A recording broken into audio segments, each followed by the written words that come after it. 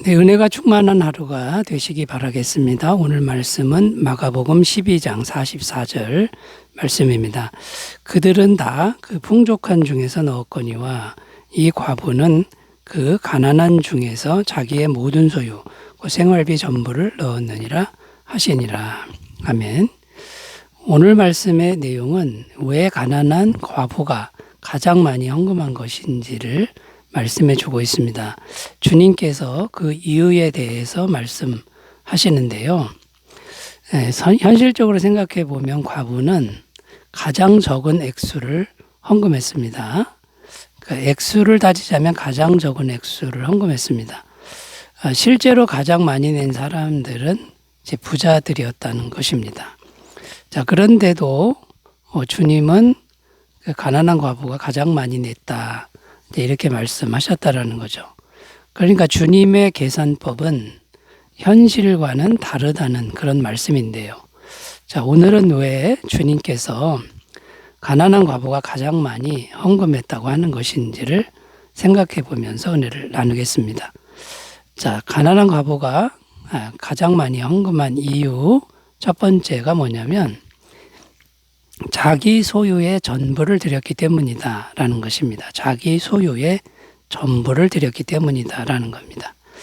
오늘 말씀 다시 읽어보면 그들은 다 그 풍족한 중에서 넣었거니와 이 과부는 그 가난한 중에서 자기의 모든 소유 곧 생활비 전부를 넣었느니라 하시니라. 자, 무슨 말이냐면 헌금한 액수가 얼마나 크냐를 말씀하시는 게 아니라 가진 것 중에 얼마만큼 했느냐 이것을 말씀하셨다라는 겁니다. 자, 그러면 이제 부자들은 어떻게 헌금했습니까? 액수는 컸지만 소유 중에 일부일 뿐이다라는 거고요. 그런데 가난한 과부는 가진 것 전부를 헌금했다라는 것입니다. 그래서 이 가난한 과부가 가장 많이 헌금한 것이다. 이것이 이제 주님의 계산법이라는 거죠. 주님의 계산법은 세상과 다르다는 것을 이제 보여주고 있는 말씀이라고 할 수 있습니다. 세상은 양을 중요시합니다. 누가 많이 했느냐를 주목하고 중요시하지만 주님의 계산법은 양이 아니라 질이라는 겁니다. 얼마나 많이 했느냐가 아니라 어떤 마음으로 했느냐, 어떤 태도로 했느냐, 이 질적인 면을 보신다라는 거죠. 마태복음 25장에 보면은 달란트 비유가 나오는데 이 달란트 비유도 같은 맥락으로 이해할 수 있는 말씀입니다.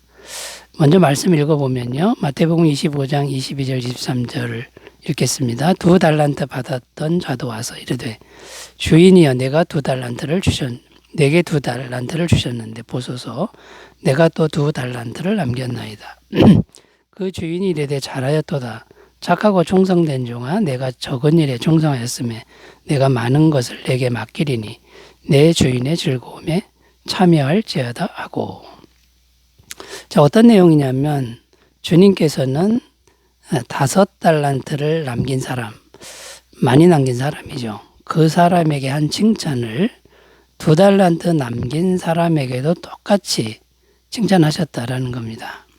그 이유가 뭐냐면 양이 아니라 충성이었다는 겁니다. 질이었다는 거죠. 그러니까 충성이라는 게 어떤 거냐면 얼마나 많이 했느냐가 아니라 자기에게 있는 능력과 소유만큼 최선을 다했느냐, 이게 충성이라는 거죠. 자, 그러니까 5달란트 받은 사람이 5달란트 남긴 것도 충성이고 2달란트 받은 사람이 2달란트 남긴 것도 이제 충성이라는 겁니다. 그러니까 똑같이 칭찬했다라는 것이죠. 그러니까 충성된 사람, 그러니까 재능이나 받은 것이 작은 사람, 재능이 작고 받은 것이 작은 사람은 작은 대로 충성하면 많이 한 사람과 똑같은 칭찬을 받는다. 잘했다고 칭찬받는다. 이런 말이 되는 겁니다. 자, 그러므로 이제 우리의 바른 믿음의 태도는 이제 어떤 것이어야 할까요? 세상적으로 비교하는 태도를 우리가 자꾸만 버려야 되는 거죠. 세상은 충성이 아니라 양을 가지고 따지기 때문에 이런 태도를 버려야 되는 거죠. 누가복음 12장 48절 알지 못하고 맞을 일을 행한 종은 적게 맞으리라. 무릇 많이 받은 자에게는 많이 요구할 것이요 많이 맡은 자에게는 많이 달라 할 것이니라. 이게 주님께서 하시는 말씀입니다. 네가 세상에서 많이 받았느냐? 그러면 많은 걸 요구할 것이다. 이게 주님의 공평이라는 거죠. 적게 받았느냐? 그러면 적게 요구할 것이다. 여러분, 하나님이 주시는 만큼 충성을 하시면 된다라는 이런 생각을 가지셨으면 좋겠습니다. 마태복음 19장 24절 다시 너희에게 말하노니 낙타가 바늘기로 들어가는 것이 부자가 하나님의 나라에 들어가는 것보다 쉬우니라 하시니. 여러분, 부자 되는 게 꼭 좋지 않습니다. 부자가 하나님 나라 들어가기가 정말 어렵다고 말씀하는 걸 우리가 귀 기울여야 될 줄로 믿습니다. 그 다음에 우리의 믿음의 바른 태도는 또 뭐가 있냐면 자기에게 주어진 삶에 그 삶이 어떤 삶이든지 감사하고 또 욕심을 버려야 한다라는 것이죠. 디모데전서 6장 7절 9절 우리가 세상에 아무것도 가지고 온 것이 없음에 또한 아무것도 가지고 가지 못하리니 우리가 먹을 것과 입을 것이 있은즉 족한 줄로 알 것이니라. 부활에 하는 자들은 시험과 올무와 여러 가지 어리석고 해로운 욕심에 떨어지나니 그 사람으로 파멸과 멸망에 빠지게 하는 것이라.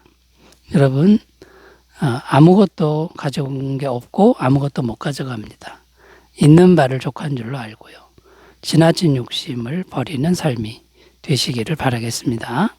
첫 번째 이유에 대해 살펴봤는데요. 얼마나 많이 드렸느냐가 아니라 소유의 전부를 드렸기 때문에 가난한 과부가 가장 많이 냈다. 이런 내용이고요. 두 번째로 가보겠습니다. 과부가 가장 많이 헌금한 이유 두 번째는요. 자기 자신을 먼저 드렸기 때문이다라는 겁니다. 자기 자신을 먼저 드렸기 때문이다. 자, 오늘 말씀해 보면 생활비 전부를 넣었다 이렇게 말씀하고 있는데 이제 어떤 의미가 있냐면 자기 생존의 문제를 드렸다 이거와 같은 말이라는 거죠. 그러니까 돈만 드린 게 아니라 자기 자신 전부를 드린 것과 같다. 이제 이렇게 됩니다. 자기 자신을 먼저 드리지 않고는 생활비 전부를 드릴 수 없다라는 것이죠.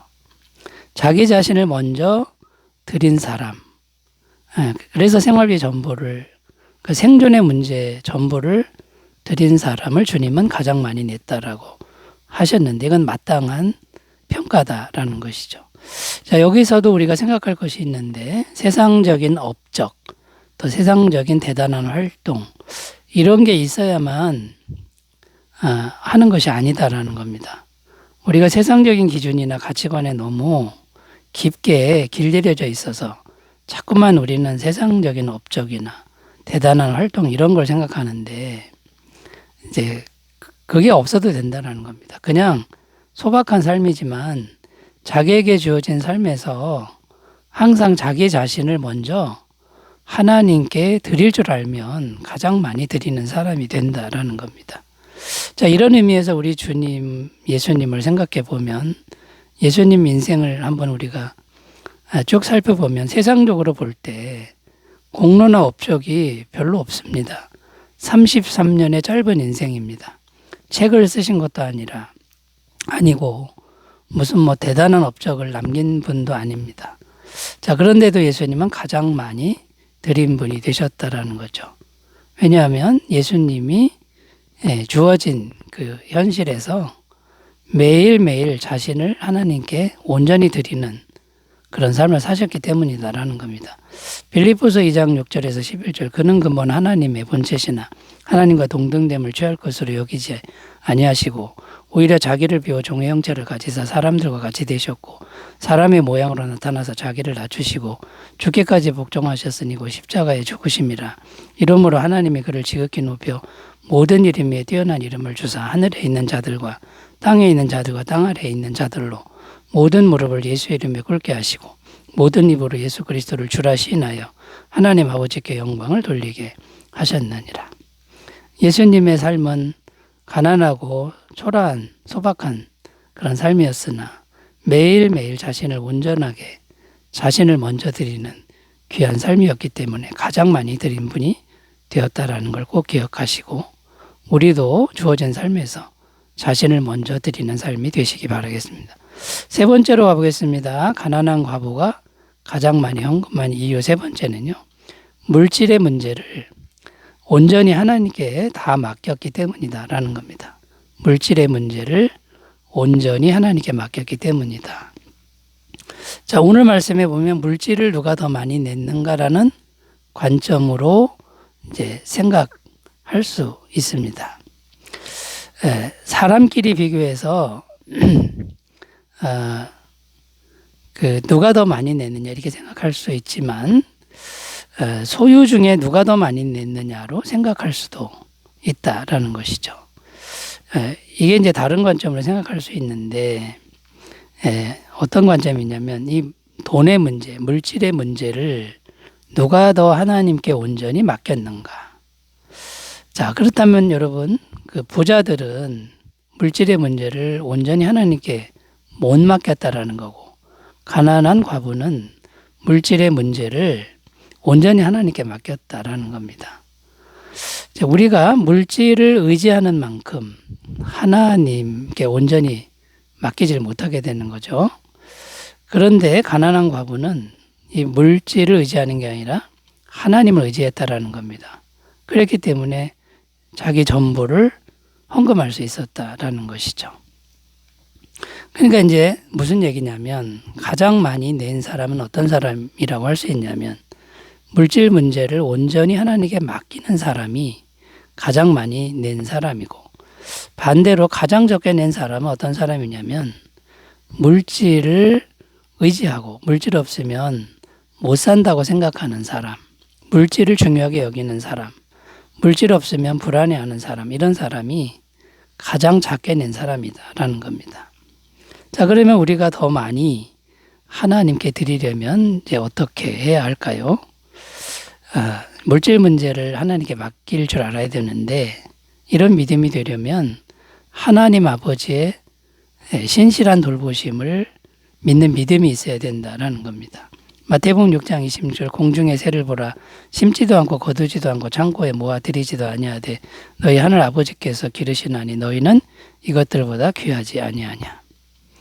공중의 새도 먹이고 입히는데 하나님이 자녀들을 안 먹이시겠는가? 이 믿음이 있으면 여러분 물질 문제는 온전히 맡길 수 있습니다.